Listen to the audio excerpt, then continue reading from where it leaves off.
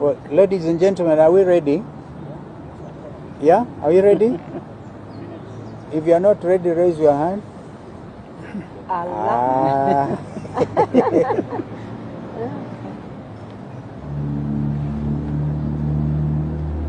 We need a marshal to give us a signal. You will inform us? Okay. I think I need to, can I?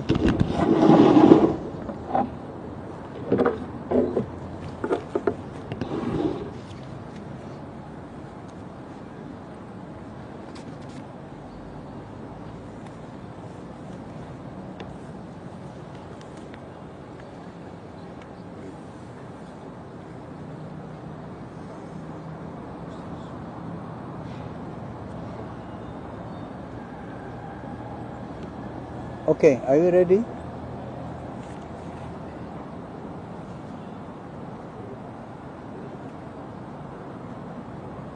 Yeah, thank you.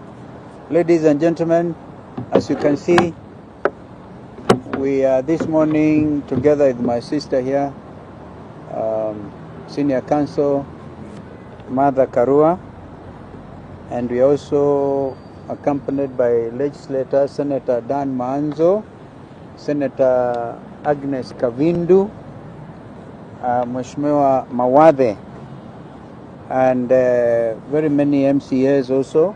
We have the majority leader. Is he here in the county assembly? On the left. Oh, he's on the left. Bwana Kaende, and we have Mheshimiwa Musangi, Mheshimiwa Mudhoni, and then, even more importantly, of course, we can Gen Z guys here, Kamau and Wambugu. But we have, more importantly, representatives of retirees from Kenya Railways. And that is amazing because today we call a spade a spade. Today we continue to say no to grabbing of public. And therefore, I'll make this brief statement. I'll read it out for avoidance of doubt. And then our sister mother may want,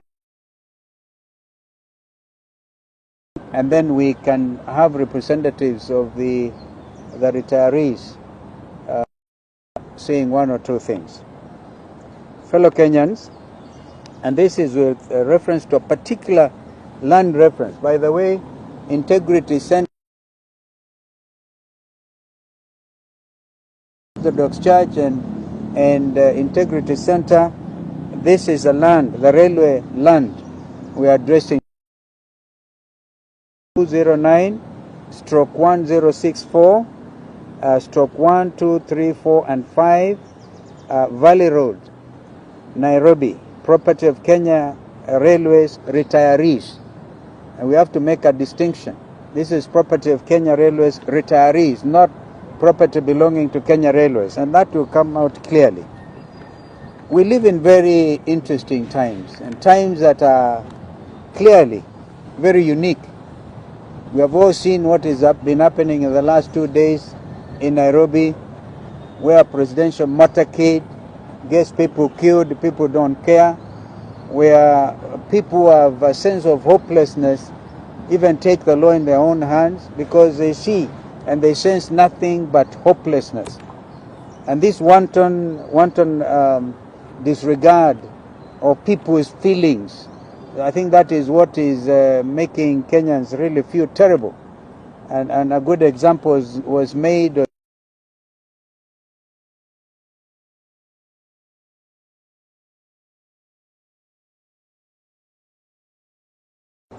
We just followed this president to State House so that we are not interested in getting 20 million that he gave to a bishop. We just wanted lunch. That is a state of hopelessness in our country.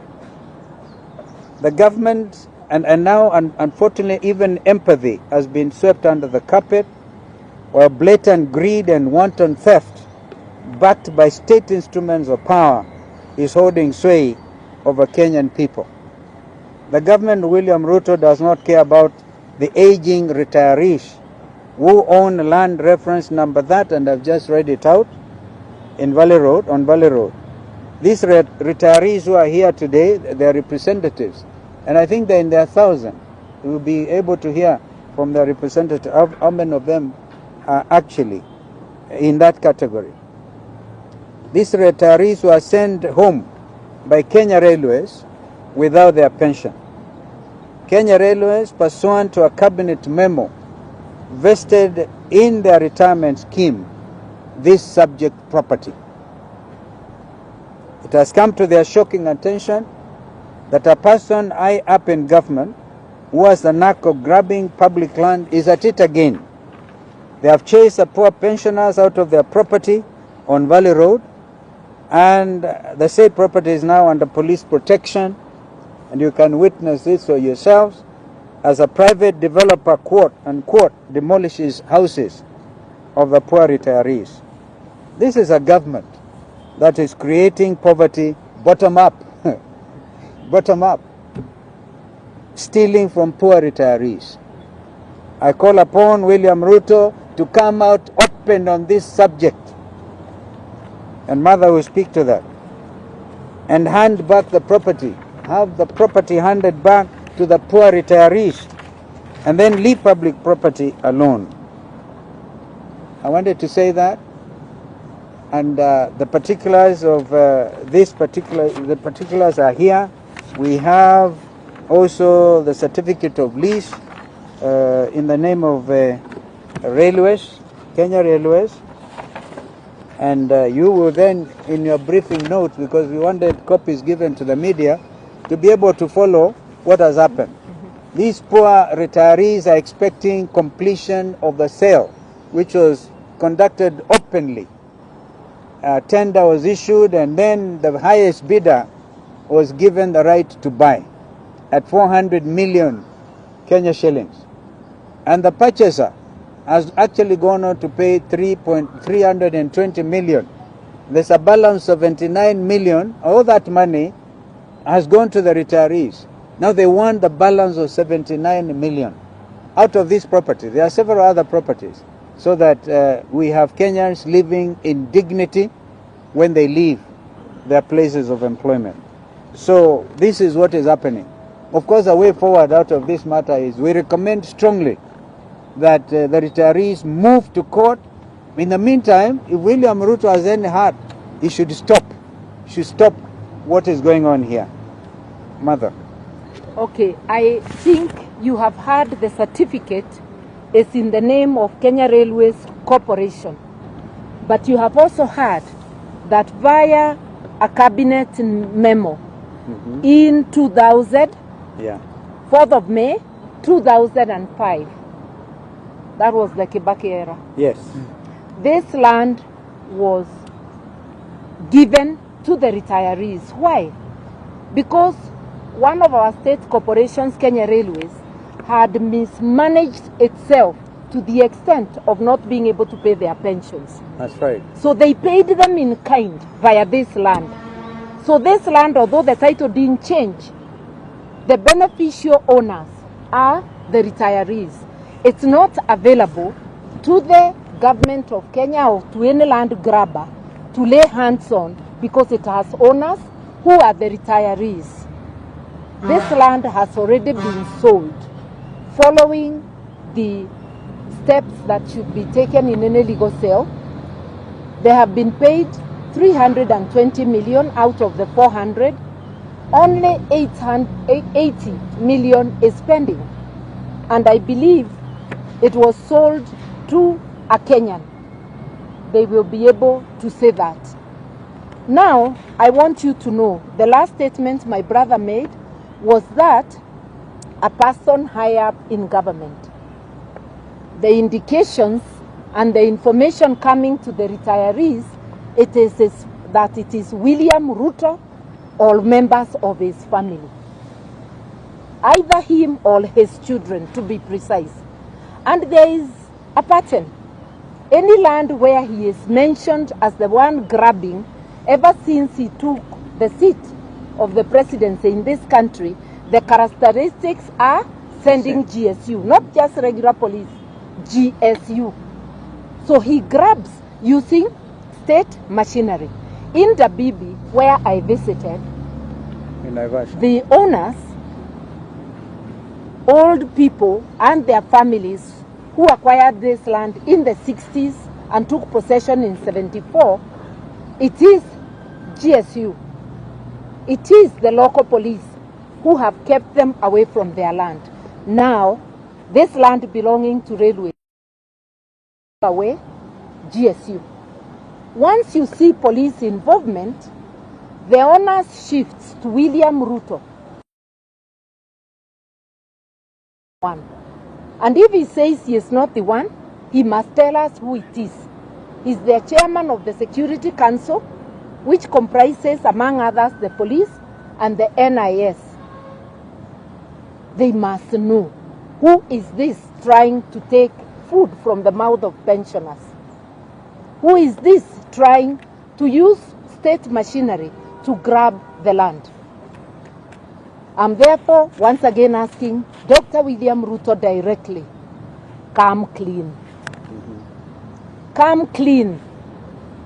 In Dabibi, after your name was mentioned, titles were manufactured in the name of a third party.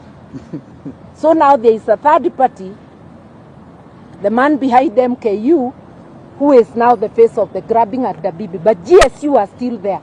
So you know it is still William Ruto, because Jane Kehara, MP of Naivasha, had let the cat out of the bag.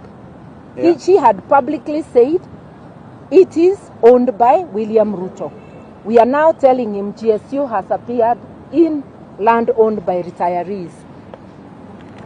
The information is that it's you or members of your family, in particular your children. Come clean and tell us why GSU are there. Tell us if it is not you, then who is it? Grabbing has escalated during this rogue KK regime. Unfortunately, Ruto himself has been associated with so much grabbing in this country. And I can give you one as a testimony. This procession way, he had grabbed it during the Moi era. He returned it after the Dongo report. He had already taken a loan of 100 million. He had to pay the loan back. I don't know how he would be accessing State House without procession way, which he had grabbed. We all remember the story of Weston, which went to court, and he was told to return the land or pay market price. He has never shown us receipts that he paid the Kenya Airports Authority. Can you tell us whether you are using state machinery to grab, to satiate your appetite for land? If you are not the one, then tell us who. That is the long and short. But we will not sit as Kenyans, maovu ya kitawala. We will stand with these retirees until they get back their lands. In the name of the sovereignty of the Kenyan citizen, we hereby direct you. If it is you, return the land. Stop interfering with the pensioners' land. If it is not you, we direct you to get whoever it is to return this land. In the name of our sovereignty as the people of Kenya. We need to unite to liberate ourselves from land grabbing. We need to unite to liberate ourselves from oppression. I want to thank the retirees for coming forward to consult my brother, and my brother for asking me to come and lend my voice in this. And I want to beg, I will have to rush somewhere else. So when I sleep out, do not take it as negative. I had also forewarned them, but we will stand to this to support the retirees until their land is restored. I thank you. Thank you. Thank you, Mother. We now hear Mr. Ibuga, is it? Amuma. Amuma. Mr. Amuma, on behalf of the retirees. Ladies and gentlemen of the press, I believe you have heard it all. This is what I want to say. Around 2005, 2006, Kenya Railways management were unable to pay pension to the to the pension, to pay pension to the pensioners. After some consultation and through engagement of actuarial people, it was agreed that some property would be transferred to the pensioners, and the figure was 12.4 billion as at that time. After more consultations, it was also agreed that the government be involved, and therefore a legal notice was issued for the transfer of the properties, and this is legal notice number 169 dated July 7th, 2006. This legal notice has 23 properties.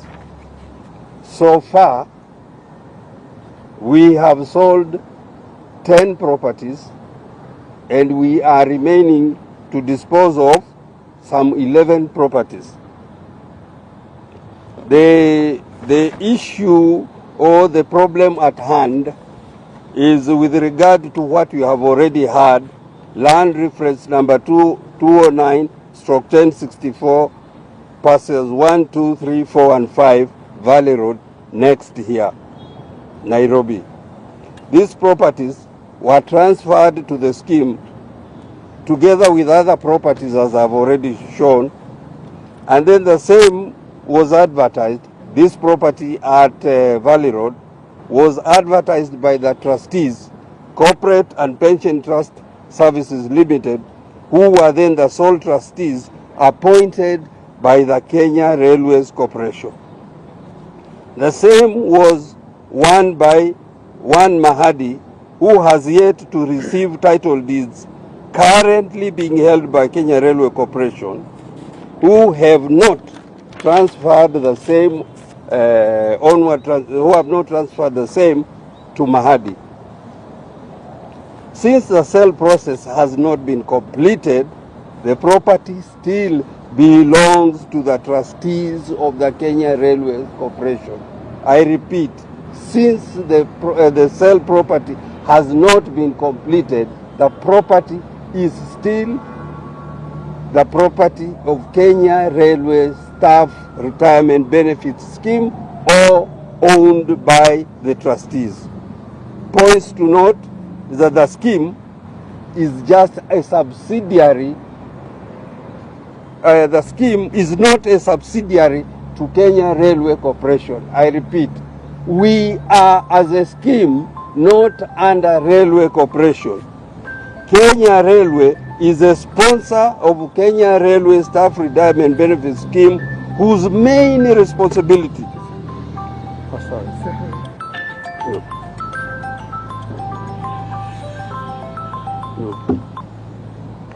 I'm saying Kenya Railways is a sponsor of the scheme, whose main responsibility is to safeguard the interests of the pensioners, period. Nothing more, nothing less. Finally,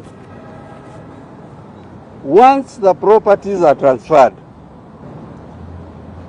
to another entity, and in this case, the scheme, the same is protected by Trustee Perpetual Succession Act, Cap 514. I have all these papers. You may want to take the legal notice. You may also want to take the Trustee Perpetual Succession Act, which is irrevocable. Once properties are transferred to trustees, you cannot revoke the same. Thank you. Well done. You speak like a lawyer. Are you related to Senior Counsel